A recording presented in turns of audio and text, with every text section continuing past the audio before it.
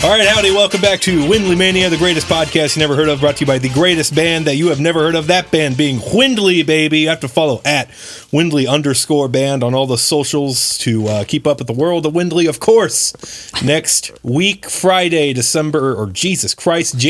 19th. Hey, man, it's New Year. New Year, baby.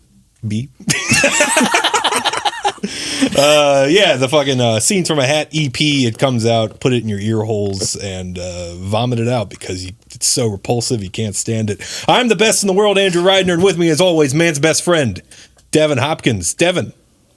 Andrew. How's the new year treating you, pal? Pretty great. I finally got new glasses. I see that, actually. Yeah. It's kind of weird. I told you about I wear the blue light glasses. Yeah. And I don't know if it's a placebo effect.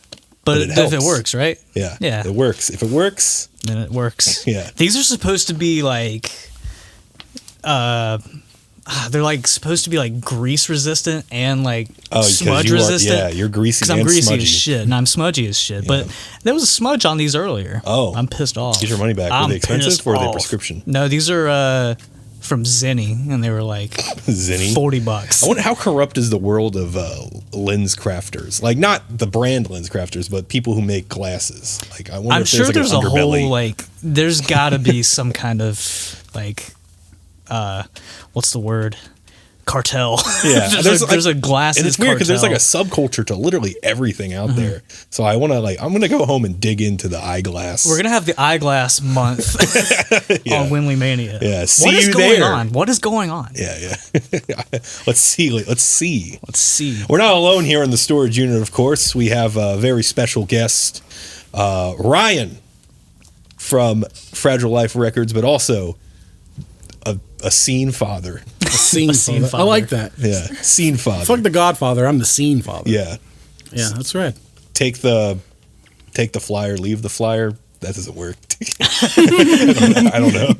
But how are you doing, pal? I'm doing good. Minus some back pain. I'm here chilling. Sorry about the chair. No, it's good. We really got to work on new chairs in here. It's good. If I sprawl out on the floor, it's just I'm trying to stretch my back. Okay, I hear that helps. Just laying. So it's funny. My wife ran into Walgreens, and I'm in the car. And I was like, let me look up this back pain shit. And I got 3 like stretches to do that I guess helps with sciatic or sciatic or some shit. I don't know. The nerve. So yeah. I'm gonna probably lay on the floor tonight and stretch my legs and see if I can get out of this funk. Shit hurts. Yeah. I got one of those like roller things. It's like a half circle. And it's like bumpy. Yeah. I lay on that sometimes. Go like arch your back, go back and forth or something. Yeah. Those are good if you want to get a good crack too. Oh. Yeah.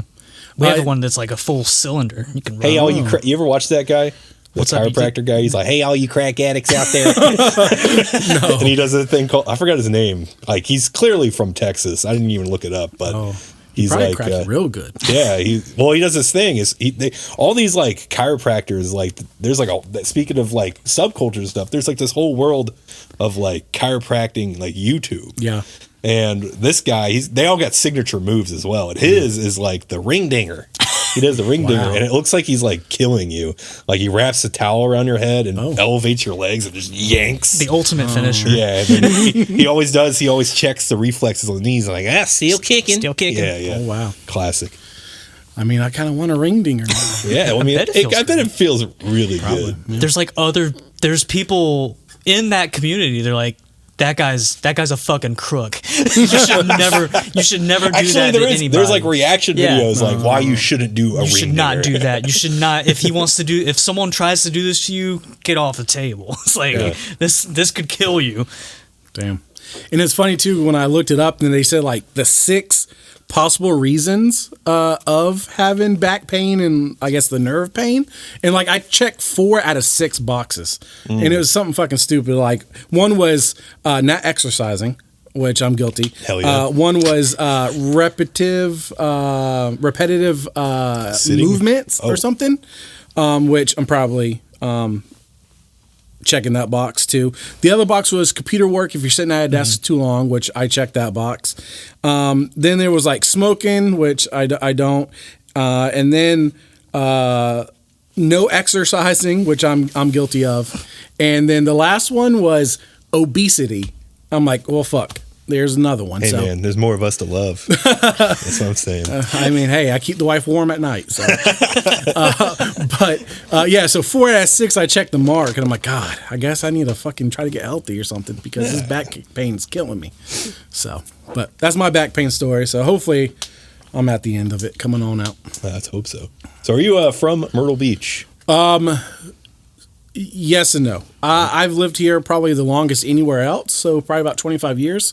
So I say yes, but I was technically born in Florida. Shout out to West Palm Beach. But then we moved to Charleston for a little bit, and then I've been here like 25 years. Okay. So 25 years. How long ago was that? 1999? Jesus Christ. I want to say we moved probably in the area about 98. 98. So that's about,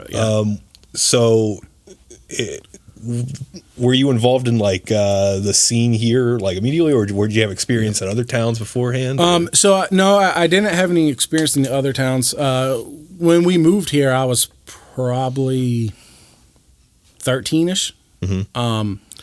So I was just getting into it, and my parents, not the sheltering kind. So Okay. I was allowed to, at 14, like to go get dropped off at the House of Blues, Okay. Were you guys music fans? Were you already a music fan? Yeah. Yeah. Luckily, again, with my parents, they listen to a lot of music. I grew up on my dad's stuff, which was, Guns N' Roses and shit like that. So I got appreciation for classic rock. And then my mom liked country. So like I'll fuck with some Travis Tritt, A little bit of country, a little bit of rock and roll. a little bit of country, a little bit of rock and roll. And then, so I grew up listening to it all the time.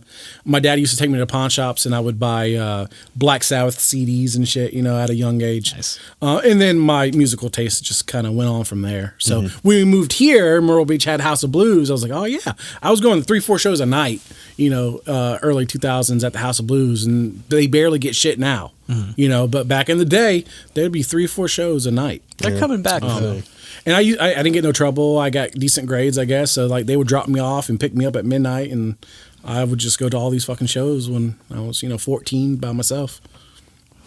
So That's cool.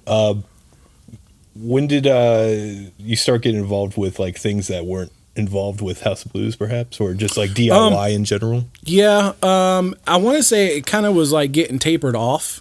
And then there were some other spots that started opening up. I went to school with a guy whose older brother was kind of in the DIY scene. So that's how I kind of find out about these shows and those places. And again, no issues from the parents. They would drop me off. They'd drive me up, drop me off. We had the Limelight, and then it was called like the Social. I want to say Brick House was around back then too, and it just just kind of just word of mouth. Yeah. And I was into music, so they would drop me off, and I would go fun. Can you describe your like first reactions to like going to places like Limelight? Yeah. So obviously, there's a big difference between DIY and shit you see at the House of Blues. Yeah. You go to House of Blues, you see people up on stage, and they're not moving their own equipment and shit. I'm like, oh, that's cool. And then when you go to a smaller place, DIY place, you see how it actually works. Because going to bigger places like House of Blues and stuff, you see these people up on the stage moving equipment and shit, But at a DIY spot, I remember going and seeing like band members doing their own equipment and shit. I'm like, God damn. That kind of fucking sucks. How to move your own equipment and shit. And then, obviously going and being in the scene longer, it started making sense. But obviously you gotta start somewhere, Yeah. People ain't gonna do it for you. If you want to play your music, you gotta, do the work yourself and stuff. So I think that was the big difference, was seeing the bands and then as seeing them bands a lot. Say for instance, Through the Eyes of the Dead, was one of my favorite bands. And seeing them when they first started out at a small place like the Limelight, they were just walking around. They were just like normal people. I don't know, like going to House of Blues, you don't see the bands walking through the crowd, and chilling with the normies, the peasants. And then going to a DIY show, the bands are just just chilling, walking around, enjoying the show just like you. So I think that was that was the biggest difference, and one of the things I thought that was the coolest, getting into that scene. Yeah. What about like the regular showgoers? Because like I mean, you see different types of people at those House of Blues show, but like seeing the regulars at a DIY show. Big I remember difference. when I was young and I saw some people. I was like, these are some crazy people that come to these shows sometimes. Yeah, yeah, for sure. You know, House of Blues. You know, essentially, you got older people, you know, people that maybe have money that can spend $40-$50 on a ticket. When you go DIY shows, you know, you got kids that are begging for money or scraping some change from chores and stuff, you know, and the crowds are highly different. And but it's cool because you see a lot, you know, you go to House of Blues, you don't see a lot of the same people, right? It's just probably people on vacation and, you know, very selective with music. DIY shows, you know, it's all about supporting the community, and you see a lot of the same people all the time, regardless of what music it is. Just enjoying live music, hanging out, you know, I guess building friendships and stuff. So it was one of the big differences. But yeah, you see some fucking weird shit at some DIY shows. Yeah. Can you recall anything? Oh man. No, I mean, nothing really that stands out. Just kind of like an 20 years amalgamation of ago. just silly Yeah. stuff. Yeah. Yeah. Nothing crazy. It didn't happen back then, but I will say something that's kind of stuck with me. When Hims played the Ridgeville Roadhouse in Charleston, there was some fucking guy there wearing like a ski mask, and he was kneeled down in next to the pit, and like he was like fake stabbing people. Like, Oh yeah, I did see that guy. Yeah. dude, it was the fucking funniest shit ever. I'm like, this guy's legit just like practice stabbing people. I'm like, this Yeah. motherfucker is gonna kill somebody. I remember rolling up to that place, or I looked at it on Google Maps, and you see Ridgeville Roadhouse, and you see whatever it's called, State Penitentiary. Yeah. Like less than a mile down the road, and I was like, all right, this is gonna be awesome. And then we roll up, and there's like gunshots in the dumpster. It's like, this is Stop cool. signs are blown the fuck, and Yeah. Oh yeah, that's right. There was like holes in the end. There the was dumpster, yeah. there was holes in the dumpster. I was like, oh, I wonder if Great patio though. patio was I great. like Patio's that. I like that nice. patio. I love any venue with a patio. It's the best. yeah. I grew up around that biker shit, and I pulled up. I'm like, oh god, here we go. I'm home. I'm home. I'm home. Has non-flashbacks and shit, but I like the place though. It's like, cool. The sound's decent. It surprised me, honestly. Yeah. Yeah, I like that. Yeah. But I saw how many shows happened. I was like, all right, it's got to be pretty okay. Yeah. They got some good shows that go through there. I'm probably going to hit that shit probably twice in the next month or two for some shows. So I just could do without the smoking in it. You know, Yeah, But that's my thing too. surprisingly, you know, you can kind of go out in and out much as you want, and we didn't really smell like smoke too much, so that was pretty cool. But yeah, miss me with that smoke shit. So you mentioned Through the Eyes of the Dead. Are there any other bands from past that stick out to you? I don't really think there's really very many of them left. Because we had the Classic Struggle. Oh yeah. They were rad. One of the original guitar players I went to school with. And I'm trying to think of some other. There was a couple other ones that used to play a lot. Nothing really else comes to mind. Did you ever experience like a band just forming together for one show? Perhaps, because I feel like I've seen that over the past decade, just a couple times. Oxford Circus being one. Oh yeah. Remember that? That was crazy. That's crazy. Like I don't have any of those guys on my Facebook friends list anymore. I'd reach out to them and be like, you guys still make music? But anything like that sticks out now? I mean, not until recently. I think that one show last year, at Brick House, was it something about vampires and sluts? Oh yeah. They were around. Oh, yeah, You yeah. know, during that time, and they got what they had. They did that one off last year. I don't think at the time though there was really anybody that were doing kind of one offs then. Okay. So right now, I know a main hobby you do is you go to a shit ton of shows, and not just like Myrtle Beach, Charleston, Columbia. You're going like all the way to Georgia, to Florida, I think, right? Just places all over the Southeast. So Yeah. Is that something you've always like kind of done? Is just like travel, or is that like more a recent thing? Yeah, I mean, even when I was young, it kind of always chapped my ass that Myrtle Beach outside of House of Blues didn't get a lot of good shows, like really no festivals and shit. Like you think this would be a good market with, how busy Myrtle Beach gets in the summer and shit like that, but nothing. So like we would always have to travel for the good shows, Charlotte, Raleigh, they get the big shows. So I went to Ozfest 3 years in a row in the early 2000s. So we would have to drive to that. So yeah, I mean, I've probably at least 400, 500 shows. And since I've been going to shows, I've been to. You keep notes, right? I do. I'm a fucking nerd. Notes. Yeah. You said, this is my plans for the next 3 months. It was just like everything, everything that's happening. I everywhere. got so much going on. Family life. With 2 kids and work. It just shit gets crazy. Well, how do you try to schedule it, or you just? So not to get mushy, but family life comes first. So I always, as soon as I see a show that interests me, I'm like, all right. I text the wife. I'm like, what do we got going on? Do we got anything going on right? This date? And by now, I'm sure she knows why I'm asking. It's for a show. But always check and make sure there's nothing I need to do family wise first. And then if we got nothing going on, then I'm going to the fucking show. Wife's super cool. She lets me, have my time and, doesn't bust my balls about going to shows and stuff, which is rad. I have heard some stories, some of the women out there are fucking terrible. Yeah, Devin. No. But you just never ask. That's all. But yeah, I've always gone to shows, I've always traveled for it. I don't mind driving. I know we've kind of talked about it before, Myrtle, from when I was in the Myrtle Beach scene, it kind of died down. Then I got, married in 2007 and started having kids and shit. And then I think Myrtle Beach picked back up in around the 2010s, I think. And then it's picked up and slowed down a couple times. Yeah. So I missed that whole era of it. And now that, my kid is old enough to go shows and luckily she likes, the same kind of music I like. That's kind of how I got back into it, which I'm grateful for, spending time with her, but then, getting to come out to shows again. But yeah, 38 shows last year.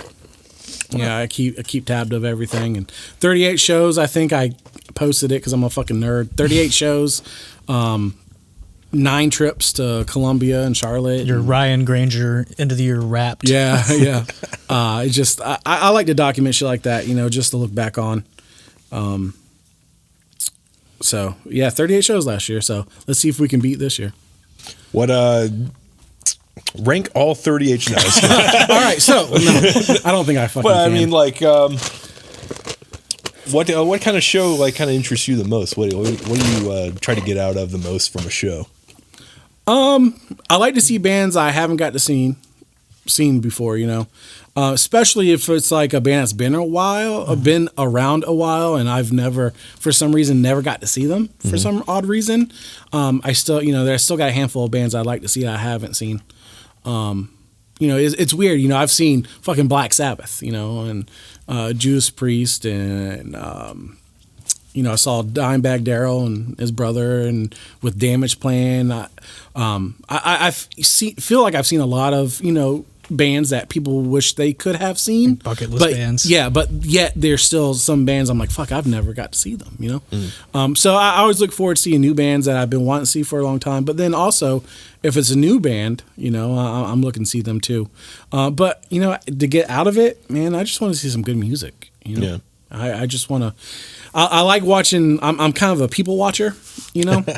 I obviously is there for the music and watching the bands and music and stuff, but I also like watching the pit and people do some fucking crazy shit, man. Like the guy in the ski mask trying to stab people, like it's cool. I just like being around it. Live music, is just. It could be a band I don't even care for, Long as it's live music, I'm still gonna, check it out, It's just. I don't think there's anything special per se I want to get out of it, but okay. You had a record collection, right? Yeah. Do you want to Is this a touchy subject? No, I still got it. Oh, I thought a lot of it was gone. No. I was like, oh my God. So I ran out of room. So I had to buy a new shelf. So in between pulling 700 plus off the shelves. Yeah. And then having to put them back on the shelves, I took a picture of it empty when we moved the new shelf into the room. Yeah. And I was like, oh, I sold my shit, just being a nerd. Oh, okay. But I got me. I did post a follow-up okay. video saying, it's like I did not sell them. Well, describe that collection for people who don't know, because you mentioned this to me, and I was just like, holy shit. Yeah, so alphabetical. I do I know it's weird. People like organize their records a certain way and shit, but I'm just fucking alphabetical. I do alphabetical. And then alphabetical by album. See, and I don't even go that far. Yeah. I don't even go that far. But it's funny. So we built a house a year and a half ago. Before that, though, I had about 600 records. I ended up selling pretty much all of them. Damn.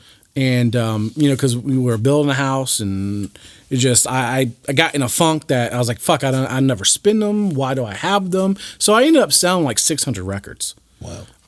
Couple years ago, just fucking, Facebook and Discogs and eBay. And, but yeah, sold them all. Got into the new house. The kid, was like, I want a record player. So, got her a little record player, bought her a record, and then I got sucked right fucking back into it. So now I'm back over 700 records. Once you thought you were out. Yeah, they fucking sucked me back in. Yeah. But I've always loved it, I've been collecting probably 15 years now. Yeah. And I always like it, just it's cool, it's physical. They come out in cool colors, and I like look at the inserts, read the lyrics. I guess it's just the having something to hold and look at. Yeah. I still buy records when I can too. Yeah. So yeah, I got sucked back into it. So yeah, 700. My musical taste is fucking. You sold 600, and now you're back to 700. Yeah. Yep. Wow. Facts of life. That's Death Metal Cousin. I was about to say Death Metal Cousin. I forgot how much he had, but he showed us his like. He's basically an archivist at this point. Yeah. He's just like he's got shit that probably no one has anymore. Yeah, people. God bless them, but you got people that are collecting every single variant for every single album for every single band. I can't do that shit. I wish I had that kind of fucking money, but I don't. So just give me one limited version of an album and I'm good. Yeah. But yeah, some people take that shit to the extreme. And that's kind of how I got into, Fragile Life Records is just something I've always wanted to do. I love the process, and I would fucking press them myself if I had the machines, it's just cool. All the different color combinations and stuff they come up with. Yeah. And all that stuff, So can you kind of like describe what Fragile Life is? It's a label, obviously, but. Yeah. So Fragile Life, is essentially just me, trying to, do something cool, help out bands I like. That's it. Like I'm looking at it, obviously I wish it could be a real label where I had the funds to support bands and help them with this, help them with that, but unfortunately it's not, yet. Maybe, bigger shit, crazy shit's happened, I guess, but we'll see if we get to that point. But it's just really, I'm lucky enough that, I have some, time and funds that I can kind of, fuck around with and, help bands I like. I know bands make most of their money by, merchandise and stuff.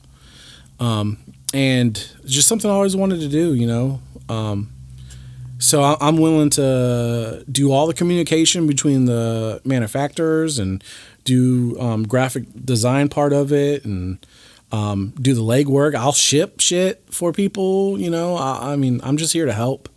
What really did it, shout out to Condescent.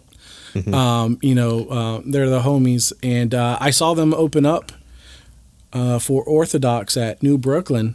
And I don't know, man, I like, this band is fucking amazing. Yeah. And really, really liked them. And I started talking to them a little bit. Then they came to Myrtle. And I was like, I asked, hey, y'all got vinyl? And they're like, no, we want to do it. We just haven't done it yet. And I was like, let me help out with it, and I just kind of got a friendship with them. And I got 20 fucking quotes from all the big shops and stuff, and financially, I was like, we can make this work, and here I am. What would you say? What are the steps to getting with a band and putting out a record? Like so before it, I did reach out to a couple bands that I love, and they don't have any vinyl, and I was like, this should, I like to have this on vinyl and stuff like that. So I did reach out to a couple bands, and it's just communication. Like, I have no problem with just messaging some random people and be like, hey man, what's up? So I sent a couple of messages out, and they were interested, and but a lot of stuff going on. And I totally get it, I know in some bands, one band in particular that I really want to press, they want to do it themselves, which I totally appreciate, totally appreciate.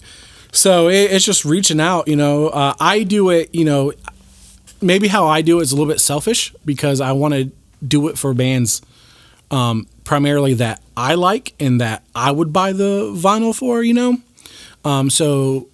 pretty selective. I've had some bands reach out to me though, just randomly, like, hey, do you want to help us play some vinyl? I'm like, I don't know who you are, but let me check you out, And a couple bands I said that I'll do all the communication. I'll send the payments for you. I'll do the artwork, and I'll get it done for you. But I can't help you fund it. But yeah, I reached out to a couple bands. They were interested, but they wanted to kind of see how things go. I know some probably were talking to labels, So then I saw Condescent, and started talking to them dudes, and I just brought it up, and I was like, let me do it. And luckily enough, they let me do it. So, they have 2 songs that aren't on the, EP last year. I was like, let's just do something fun, put those together. So we just did a little 7-inch with 2 songs on side A, nothing on side B. And, now we got the first ever Condescent, physical, vinyl, which is rad to, be a part of, because I think, they deserve the world, and hopefully, blow up here soon. They're just, in my opinion, I know music and stuff like that is subjective, but I think they're fucking great, man. So that's kind of how I got into it. It's just something I've always wanted to do. Found a band I really liked. They luckily enough let me, help them out, and here we are. And now my second release is almost done. The band doesn't want to announce it until we get them in hand, which is cool. I'm not big on long pre-orders, like I've ordered a record before and like took fucking 12 months to get the shit, Yeah. Sometimes I'm like, why would I even bother pre-ordering? I know I'm not going to get it that time. Yeah, it pisses me off. So, with the Condescent, we announced it, and it went the 3 months for the turnaround time. So this, we're kind of doing it, I think, when it gets shipped to me, then we'll announce it. So, it might only be like a week or 2 pre-order. So hopefully I get to announce it soon. But Fragile Life Records release number 2 is coming out. If you want a little hint, the EP was one of my top 5 EPs last year. Go find the list. Yeah, it's on my Instagram. Obviously, because I document every fucking thing, because I'm a nerd. But yeah, it was one of my top 5 EPs of last year. So I'm stoked to do that. And then, I'm talking to some other bands too, that hopefully I can, work with and get some more stuff. And, I'm not looking to make money from it. Everything I make, I'm just going to put right back into it to do another release. I got a job. I don't need to do this as a living. It would be a passion project. Yeah, exactly. That's really cool. So, and again, I just want to, I love music, and I just want to help bands. Yeah. I was going to ask if you, getting into that, if you like studied how like any other labels and their process of putting out stuff works, and if there's anything that you provide that, it varies or is different from other labels. Yeah. I've talked to a couple, but there was really only one dude that really kind of let me pick his brain around it and gave me some, what's the word I'm looking for? Gave me some Sage fuck. advice. Yeah, there you go. Advice. That's the word I'm looking for. He gave me some advice, obviously the more you press, the cheaper it is. And stuff like that. Shout out to the Ghost is Clear Records. Super rad dude. He's in a band called Canyons that are great. They just put out a EP of Clutch covers.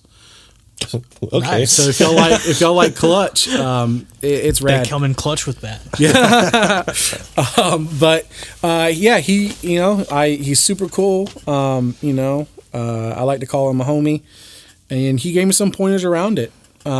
Out now doing stuff different. I don't know. I don't know what a lot of labels do. I'm just here to have fun and help out. It's another option, I guess. Yeah. Yeah. Just being another option for bands and stuff. Yeah. Yeah. Like I said, it's kind of, you got to go back and forth, you got to send files, you got to approve proofs and stuff. Some graphic, you got to put, artwork into their templates. And so it's not hard. It can be a little time consuming. So I'm saying, let me help out. Let me do that part of it. Let me communicate. If I can, let me help financially. So like the next release we're doing, the Condensant is all me. The next release, I'm doing it with the band. So we're doing 100 band exclusive color and 100 label exclusive color. So, there's a ton of different options. Yeah. There's different manufacturers that do different stuff, different turnaround times. So I feel like I have a good grasp on it. Like I said, I talked to 20 different plants and got so many quotes. So I feel like I am knowledgeable enough that I could help bands make some good choices around their vinyl needs and stuff like that. So I'm just here to help. That I feel maybe that, that's what I can offer. I'm not a label that just wants your music to make money off of your music, Sure. I'm the opposite. I don't want to help you get your music out there in a cool format and help any way I can. So that's what I'm looking to do. You're going to do some own merchandise just to put some money into it, at least just a little bit. You need something. Fragile Life shirts. Yeah. So I'm a hat guy. I don't know. I try to not wear the same hat a lot. So it'd be cool if people recognize that, I got a different hat every time you see me. But I'm a hat because I got to cover up this bald ass peanut head I got. So I like hats. And dad hats specifically because I do got a little ass peanut head. And I thought you were about to say something else. I'm not a fan of snapbacks, so I like the dad hats. But I think some Fragile Life record dad hats would be pretty rad. I got a shitload of shirts too. Yeah. Shirts are a good option as well. But I did stickers. Yeah, I put money into stickers. Oh, you got some? Yo, I carry them things on me. So if you ever catch me out anywhere in the show or anywhere, and you for some reason want a Fragile Life record sticker, You I got care. 'em? I got that thing on. You me. always got the fanny pack. Thank you. I got Look at so this. much. I got that thing. This is a nice sticker. Yeah. The nice shine. I like the glue. Yeah, it's shiny. I got them things on me. Put that bad boy right here on the computer. Oh, that's right. I feel special. it on my Live to card. tape. Live to tape. Live to tape sticker pudding on laptop. Yeah, but as far I as should me, get the fanny pack so I can do that. And just like, hey, Yeah. this is my stuff. so it's funny too. Get a Fragile Life fanny pack. Oh, that's the next move. Even if it's a one of one, it's at least yours. That's the ultimate fucking grab. Yeah. Yeah, I'm a fan of them. Just made a I hate shit in my comeback. pockets. Yeah. I hate shit in my pockets and like I'm weird. I wear a belt, but I hate making that shit fucking tight to hold my pants up. Because it's just not comfortable. So with shit in my pockets, you got a wallet, you got your fucking keys, you gotta have some gum so your breath ain't fucking stink. Just I carry a pocket knife with me, just in case I gotta stab a motherfucker. Or pretend. Pretend. So they're super handy. I got sanitizer in that bitch, fucking stickers, sunglasses, gum. They're super convenient. Yeah. But I think a Fragile Life Records bag would be the ultimate flex. I think me. it would be too. Yeah. I'd rather put money into, helping bands with vinyl and stuff than spend it on the, I guess, label. But now I want a fucking bag. Thanks a lot. Hey, you earned it. You earned a treat. Treat yourself. Yeah. Yeah. Even it's a one of one. You can post it and say it's a one of one. It's not for sale. Yeah. It's mine. I like it. You might want this bag, but you're never going to get it. So how'd you guys like Iron Claw? I didn't watch it. Oh, I heard that you guys. You can tell the story.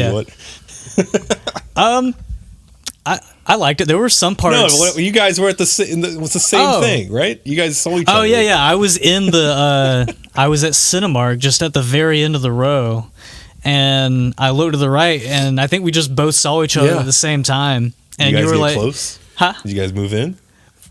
We could have. Yeah. So no one else was really in that row.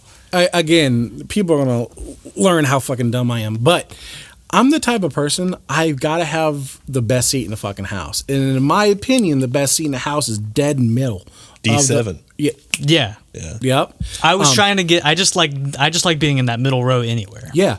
I got to have dead fucking middle. So, I will legit go a whole different ass day if the seat I want isn't available.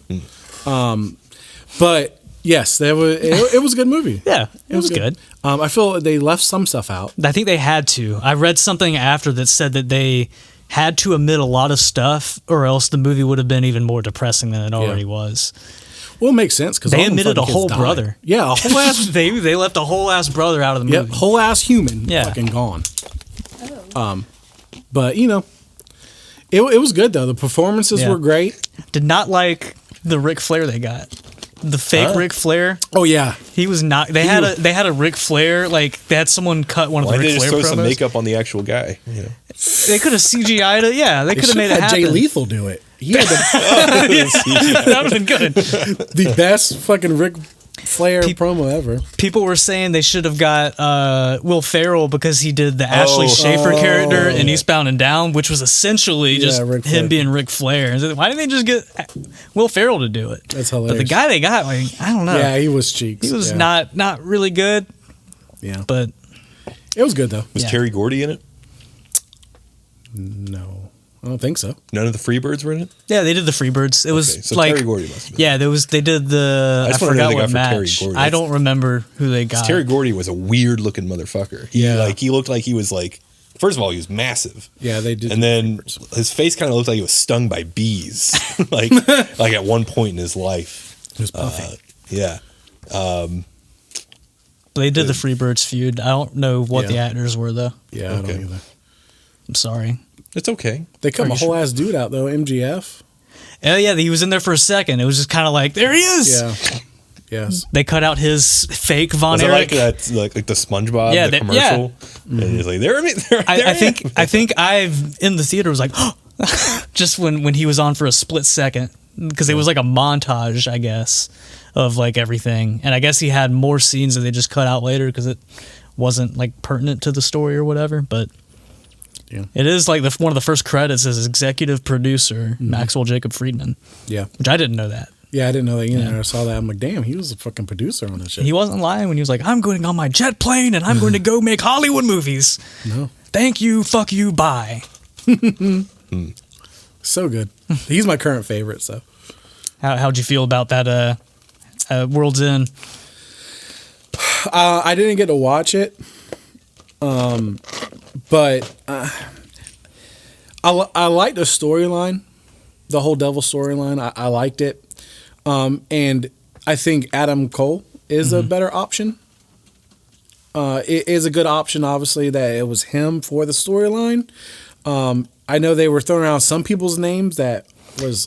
I was like, damn, I hope that's not the Devil. I mean, I don't know. It makes sense in the storyline. I'm not a huge fan of it, but it makes sense in the storyline. I didn't hate it, to answer your question. Yeah, you like watching the Graps? I like calling it's the Graps. Why? I don't know. It's Graps. It's Graps. The Graps. You like watching the Graps? Big Graps fan? Big Graps? Maybe. I don't know. When'd you start watching? What are you talking about? Wrestling, dude. Oh, God, I was like, wait, maybe we're not on the same page here. I never heard fucking anybody call wrestling that. I might have to throw people off. With I'm not to use that. I like it. The graps. Graps. I mean, little kid. To continue on my nerdy thing, like when I was in middle school, I was like, oh, I'm going to start a fucking little magazine. And like, Hell yeah, dude. Like a wrestling newsletter when I was like 6th, 7th grade. I'll plug my thing in a minute, but go ahead. But no, I mean, yeah, I think every little kid, you know, essentially, any cool kid would grow up watching wrestling. And I got into it really late. yeah, I fell out of it. Yeah. Fell out of it probably same time I fell out of the local scene the first time. Mm-hmm. So I missed that whole 2005 to probably 2017. Luckily for me, I missed the CM Punk era because he fucking sucks. You don't like him? God, don't fucking mind. Not a fan? No. Go off, dude. Go. Get your takes out. I know you got your takes. I like turning this show into a wrestling show. See last week. Some fucking takes. I got some fucking takes for you. Yeah, go for it. I know, because you do the gimmick on the Instagram where you hate stuff, which is very interesting. And, you know, you got to get the stress out somehow. Somehow.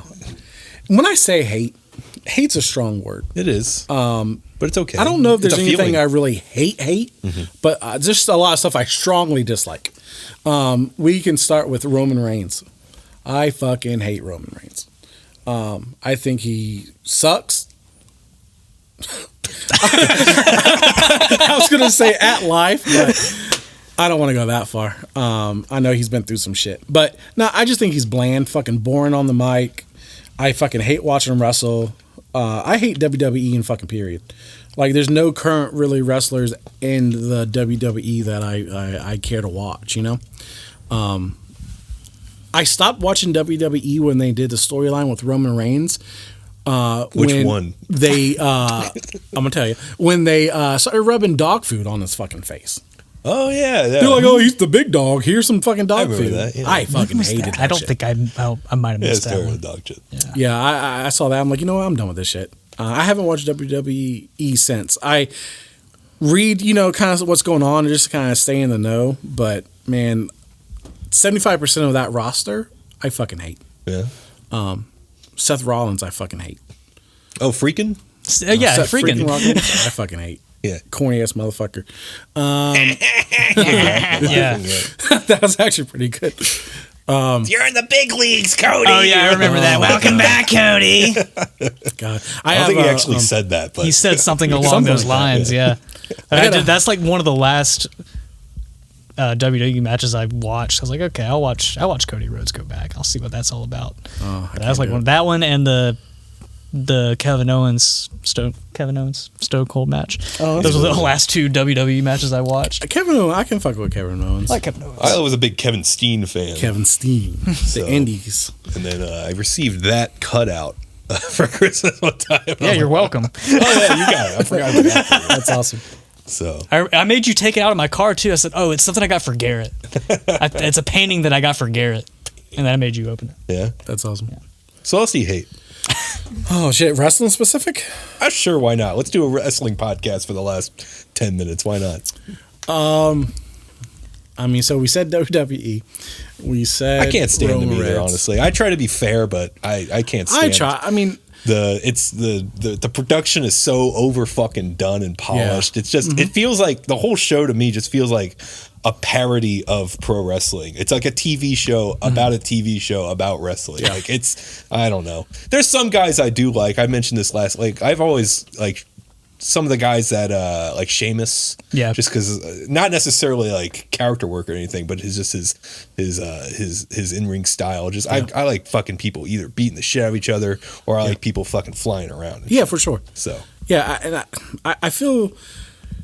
Like, I don't know if it's Vince McMahon himself, but like he didn't like the limber guys. Like the people that could actually fucking work. You know, like a Ricochet. Yeah. Like dude could fucking work. Ricochet's he can awesome. Flip and do all super fast, and I feel he likes the old school tough guy, limited moveset kind of thing. And He wants just a big guy that can be like a poster boy. Yeah, I want to see some cool shit. Look at that big son of a bitch. Goddamn, pal. Goddamn. Hard on that one. I don't. I just fucking do it. CM Punk sucks. Not a fan? Not a fan at all. I don't like the women's division. Okay. Are you talking about just in general? Like Oh wait, what do you mean? Just in like WWE? Just in general wrestling. Like I'm not a fan of women wrestling. Like they're my least favorite matches. You know, I've never got into. I kind of stay out of it. Like I never got into Joshi. Like Joshi does nothing for me, but I kind of just stay out of it because Joshi fans are ravish. Like like they're very protective of it. Yeah. And I just kind of you guys can enjoy that. It's fun, but it doesn't really do anything. Don't do nothing for me, man. I don't know. I don't know. Well, like back I don't want to get into it and be Miami like labeled an Toyota, asshole. Miami Toyota, and fucking Bull Nakano, Asia Kong, and it's all Japan women stuff. That shit fucking rocked. Yeah. The Joe McBomb Angels, that tag team, those guys fucking rocked. But just a lot of the modern Joshi, I kind of just arm's length for me. I think New Japan in general is like top tier anyway, so they got a lot of good shit over there. It's fun. I don't know. I don't think there's any like this might be a hot take. Sasha Banks can't fucking stand. Money. I think she's probably supposedly Money. the rumor is that she's that AEW is imminent. I hope not. I don't want to see her on my fucking weekly wrestling. I don't know. Just not a fan. Is that the only show you watch right now? You just watch that. Yeah. Again, I just not a lot of time, so I don't watch Friday or Saturday, really. Yeah. What about Monday, Tuesday, Wednesday, Thursday, Friday? There's wrestling every day, fucking all day, over the world, baby. You watch all of it. I try to keep up. I like wrestling. I go for Wednesday, Dynamite, which I'll be at in Charleston in a couple weeks. Oh yeah, I'm like waiting it out to wait for some cheap ass tickets. So. I'm going to that, and that and pay per views. Every pay per view, I pretty much go to the homie's house. He gets it. Shout out to Hero Tattoos. Go see Randy Hall. He's the best. I go there and we chill and watch all the pay per views and stuff. So AEW really, and I'll watch some Ring of Honor and New Japan. That's about it. I ain't fucking with WWE. I miss going to Ring of Honor house shows. Like we used to go to those a lot. Mm-hmm. Got to meet a lot of people. What years? Pre-COVID. Oh, so, just like right up to... Yeah, so okay. Probably 2017, 18, 19. Okay. We've met Adam Page. Yeah, he used to wrestle up in he wrestled at Rock Hill a long time ago. Yeah. I don't know if you went to that. Yeah, Ring of Honor. Jay Lethal, the Peacock Man. Oh, Dalton Castle. Yeah, it's Dalton Castle. I like the boys. The boys. Yeah. The boys can go, man. I like the boys. Well, yeah, I forgot. Man, this was like a Mania weekend. This was like 2017, I think. The boys were like booked in some tag matches, and I was like, the boys though. That was when I was like, the boys. Yeah. I was like, these guys fucking rock. Yeah, they can go, man. Yeah. But yeah, Cody Rhodes, Young Bucks, we met them all. Yeah. And Ring of Honor, like house shows were just so, like obviously they're not as lavish and the crowd's not as big as a WWE house show, but I would 10 out of 10 times go to a Ring of Honor house show over a WWE house show. Just for the fact that the vibe and the experience is so much better. Yeah. You could actually meet the wrestlers. They want to meet you. Throw shit into the fucking ring. We would take the streamers and shit and throw them in the ring. And Trent talk shit to the kid one time. He's like, "You're the reason why I lost this match." Like it was just super fucking. And then Chucky was like, "No, he's just joking. He's just joking." That's weird because Chucky yelled at me one time. Did he? Yeah. Yeah, we got Trent. Okay. Yeah. It was after the show. He was yelling how tall he was. I know, dude. I see you. You're taller than me. I get it. That's awesome.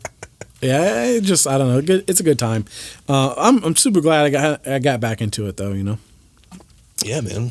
Even though you hate. Oh, I'm just kidding. I fucking hate the majority of it. I don't know.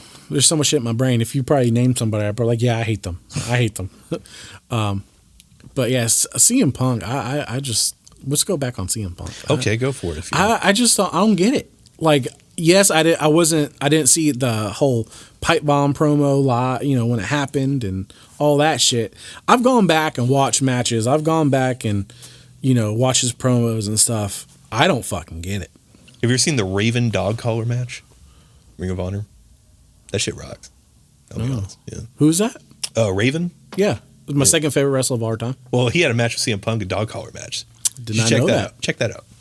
I will. I'm not trying to turn. No. I'm neutral on CM Punk. Like, I like a lot of his matches, but he was never like a guy that I like. I mean, there were some points where I was like, this guy kind of fucking rules, but I'm not like super attached to him. But that's I always think about that match. Yeah. No, I was not aware of that. I will definitely watch it. As soon as we get home, I'll probably put it on. But yeah, I don't know. I mean, he seems to be loved by everybody, and I don't get it. I don't know. Out of every wrestler, I don't know. I hate Roman Reigns a good fucking bit too. Yeah. Like, I just irks me, Yeah, I mean, we were talking about this last week. He's like the epitome of like the WWE house style. And like there's some stuff that I think is just fine, I guess, but he doesn't really do anything for me either. Yeah. I don't get it. I know he's got a fan base. Like, that's half of it, the fucking fan base. Like, you better acknowledge. I'm like, oh man, get the fuck out of here. Like, he sucks. But yeah, I'm stoked for live wrestling again. Yeah. My favorite wrestler of all time, Sting. We're going to his last match. We'll be there too. Yeah. Oh, yeah. right on. We'll wave at each other. I wonder if we'll be in the same row. Oh, that'd be sick. Maybe. Yeah. I wonder who's going to wrestle though. Who do you think he's going to wrestle for his last match? Well, I thought it would be like Darby, right? That's what I thought. That's what I booked. I don't know if I want to see that dude head. in a singles match. Yeah, I thought I think he had said that it was going to be a tag match, alongside Darby. I just don't know who the opponents are going to be. I thought it would be a singles match. But he said it was going to be a tag match? I think I heard him say, or he said that it was going to be a tag match, like in his promo, unless I misheard it or something. Do you think they're going to bring another old timer? I hope not. I hope not. From his past or something? I want to see at least 3 guys who can actually move around. I was going to say, like, who's his age that can still go? How old is he? It's like 60, 65. Oh, wow. There's no one that, he looks better than the other guys that are still trying to do that. I guess because he probably didn't go as hard because he took some time off, but he doesn't worry me when I watch him wrestle like some of the other older dudes do. You see one of the bumps he takes, though? Yeah, he does take some shit. He don't need to be taken. Yeah. That's for fucking sure. Yeah. Who, did y'all watch Ric Flair's last match? I did. I watched it later. That was oh my God, painful. And then our pals at Pro Wrestling Proverbs, they were there live. Oh yeah, they were. Man, we watched that pay-per-view and I had my asshole clenched the whole time. I thought he died 5 times during that fucking match. Yeah. It was so cringe. He didn't drink water for weeks beforehand because that's what I did before a big match. It's like, all right, pal, but you're gonna die. Oh my God! But he didn't. So he didn't die. He's just they went in, turned off that pacemaker, turned it off. I don't know. That shit was fucking crazy. Yeah, crazy. Should I plug my thing? For sure. Plug your thing. My plug thing. Speaking of wrestling, I've started a project where I have a massive DVD collection of wrestling spanning decades and all over the world, and I'm going through randomly one match at a time and doing write-ups on it at Under the Ring and Screaming.blogspot.com. And I probably won't put it in the links, but that's out there. So you can find it. It's been really fun. I read a couple of them. You like it? I do like it. Sweet. Stuff I've never heard of. Yeah. Stuff that probably a lot of people haven't. Yeah, it's been fun. I feel like the first few have worked out, but I've always wanted to write. I've written about wrestling a few times. But I want to do you use the Winley blog for that. I wanted to do it on a more consistent basis, and this is like a project in the back of my mind that I wanted to do the 3rd gen thing, but that is. You said that was really tough. That was really fucking hard. So, and I'm just trying to have a good time. Yeah. So, anyways, Ryan. Fragile Life Records. Where can you find all this stuff for Fragile Life Records? So the only thing I've done is Instagram. Okay. fragile.life.records on Instagram. The profile has the link for the Big Cartel. Only have one, obviously one record up there. I still got some Cadescent vinyl left. Grab one.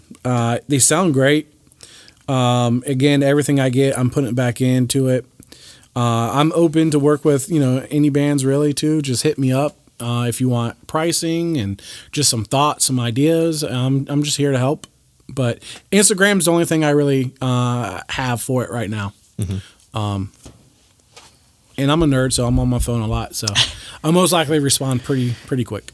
Right on. So, well, thanks for hanging out. Yeah, thanks for everything you've been doing around for shows and stuff, helping out with the door and helping out with shows. And I think he's going to be in the booking world too. The booking world as well. You want to? Can you talk about that? Are we allowed to talk about it yet? Yeah. So, I mean, since my oldest, if you've seen me out on a show, you've seen her with me, a little blonde girl.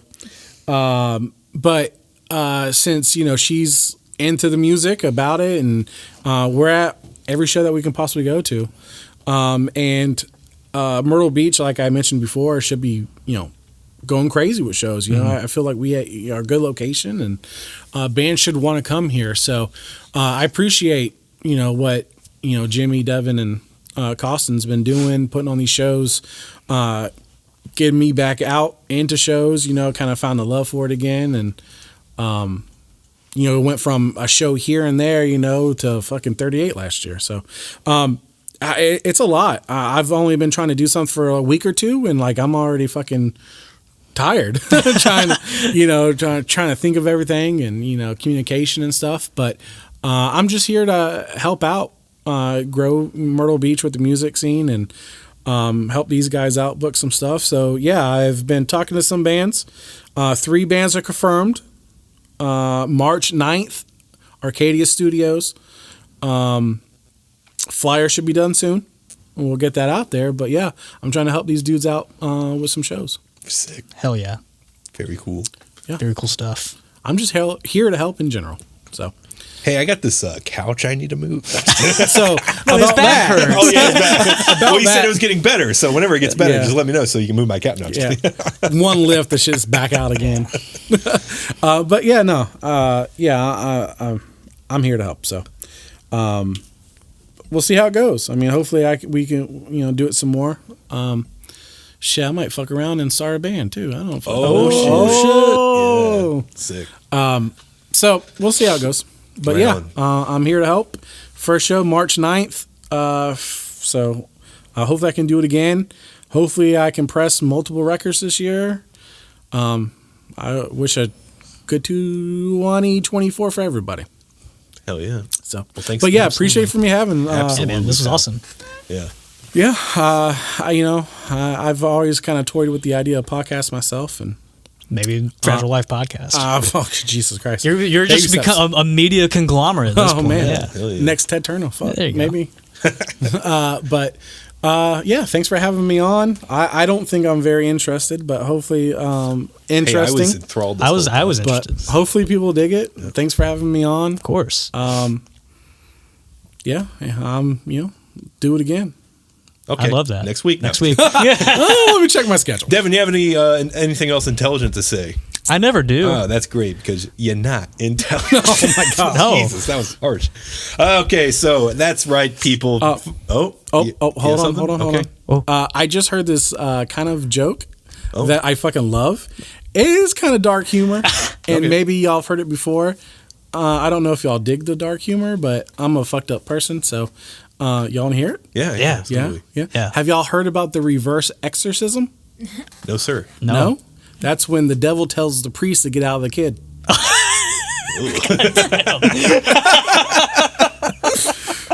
And I'm out. Yeah. I had one on the tip of my tongue. I forgot. So did the priest. Oh! That's a double whammy. Or the kid. I don't know. But yeah, thanks for having me on. Absolutely. So people, listen close because next Friday, December 19th, January 19th. Jesus fuck. January 19th, the Scenes from a Hat EP, Magical Experience Extravaganza Part 2. Comes out everywhere. Yeah, absolutely. The long-awaited follow-up EP, at least long-awaited by us. I don't know who else has been waiting with bated breath since 2018, but we finally have new music that will be available to listen to. January, Yes. the first month of the year. January 26th at Fresh Brewed Coffee House. Windley, Lunchbox Hero, and Newgrounds Death Rugby, $10. January 26th. It's a Friday. The EP release show will be there. We're going to play the whole thing. The whole thing. So, and some other songs. Sorry about that if you didn't enjoy it the previous week. We're going to play the whole thing, and we're going to lock the door. It's going to be like that scene in The Patriot where Jason Isaacs fucking burns down the church with all the people inside. Probably not that horrible, but I hope there's no fire. Yeah, no, there's fire gonna on be the no album fire. cover. It's just going to be like, it's oh gonna my be, it's God, going to be fire. Yeah, okay. Yeah, that's what the kids say. All right.